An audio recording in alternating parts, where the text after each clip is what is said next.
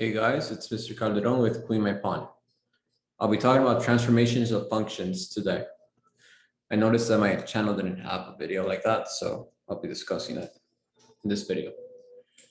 I want to start off by sharing Sideboard and Desmos. Of course, Sideboard is an online whiteboard, which I use when I teach in my day school. So let's say that I have a standard function, like y equals x squared.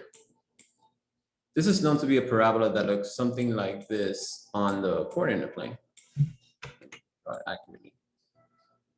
Something like that, okay? In fact, if you don't trust my drawing, you can always go to Desmos graphing calculator and put in x squared. And there you go, you got the standard parabola. But suppose that you now have y equals x squared plus 3. Now, these two are similar, except that we just added plus 3. And what did we add plus 3 to? Well, we added plus 3 to y. It's like over here, in this, you plug in 0, and 0 squared is just 0. So this would be an ordered pair in this function, right? But over here, you have 0, and then 0 squared plus 3. So then you get 0, 3.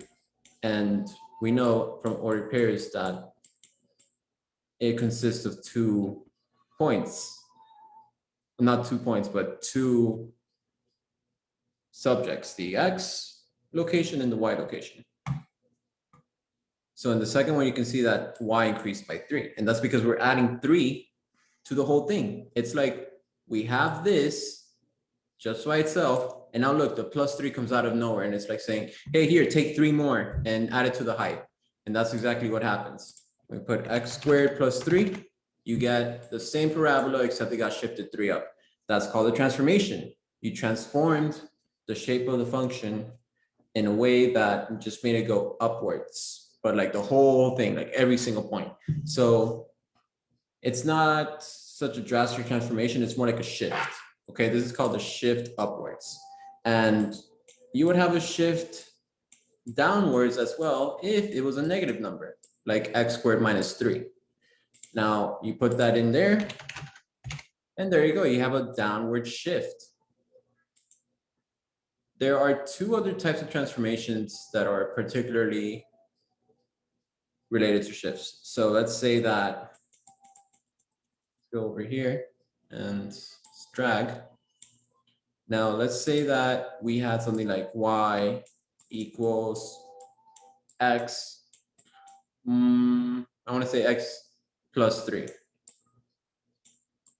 squared. Okay, so now this time we are changing the value of x, because before it was x squared, but now it's x plus 3 squared. So we added 3 to x. So since we're adding 3 to x, well, let's see what happens, right? In the original one, x squared, we had 0, 0. But here we have 0, and 0 plus 3 is 3. So of course we added 3 technically to x. So that means that we get 9 here, because 3 squared is 9. So you would get 0, 9, which would be a lot higher over here. Of course, it's not so obvious that it changes the graph until you realize that you're going to plot more points. Let's say that I plotted something like, I went backwards this time. I just happened to go backwards, and I want to put -1. Well, -1 plus 3 is 2, and I get 4. So the point is going to look something like this. And then I go again backwards. -2, I get 1. You can test that out for yourself. And for -3, I get 0. And look at that. That's an interesting shape of a graph. So it looks something like this, the parabola. It looks like we shifted the whole thing to the left, but that's so strange because we added plus 3. When I go to the right instead, well, here's why. x squared and this function have to be related. And what's the only way to make these two the same? It's if you have x plus 3 equal to 0. Then that will give you the x-intercept when the height equals 0. And that would only happen when x equals -3. So that's the origin.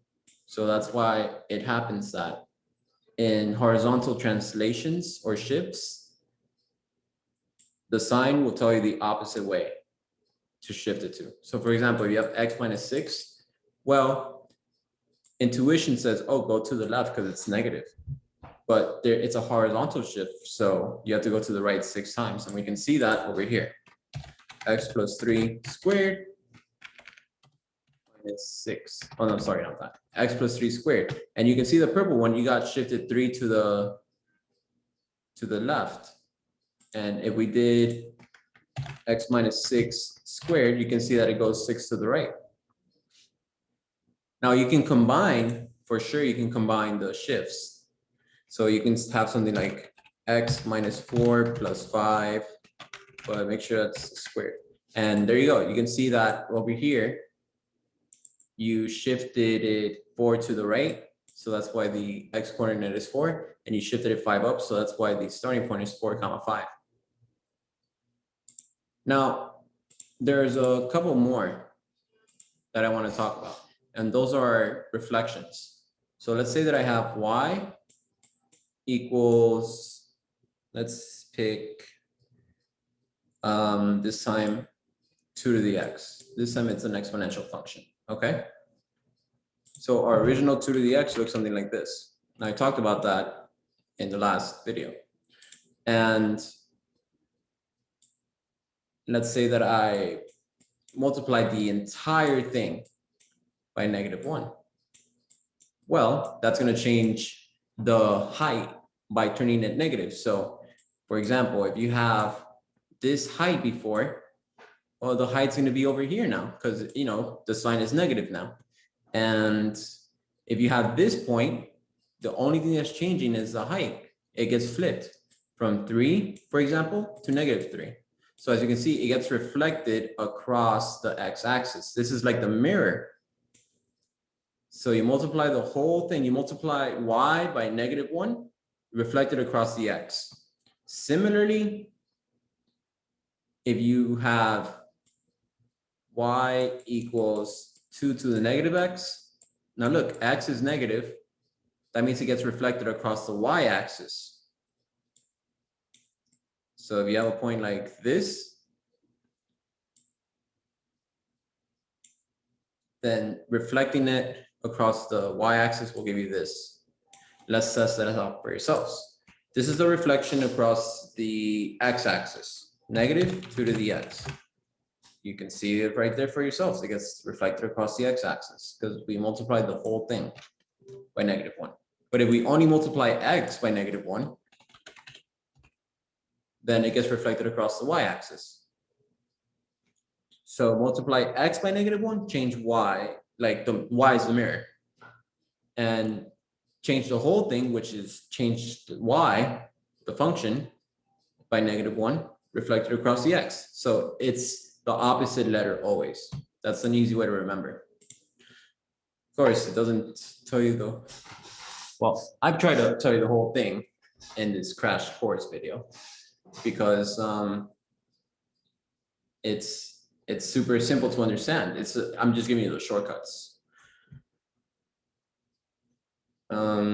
I think that's really it when it comes to transformations, and transformations work for any function, like literally any function. Like for example, let's say I have 5x plus 3 minus 4. And you want to know what it looks like. Well, I know that the original function has to be 5 to the x power. Okay. And look what I did. I added 3 to x. So that's going to be a left shift by 3. Left shift, I'm going this way to the left, and it's going to be a downshift by 4. Okay, and let's see that in action. So I have 5 to the x, and now I have 5 to the x plus 3. Hold on. 5 to the x plus 3 minus 4. As you can see, we shifted the whole thing 3 to the left and then brought it down by 4. You can tell by picking any point, for example, let's say 0, 1.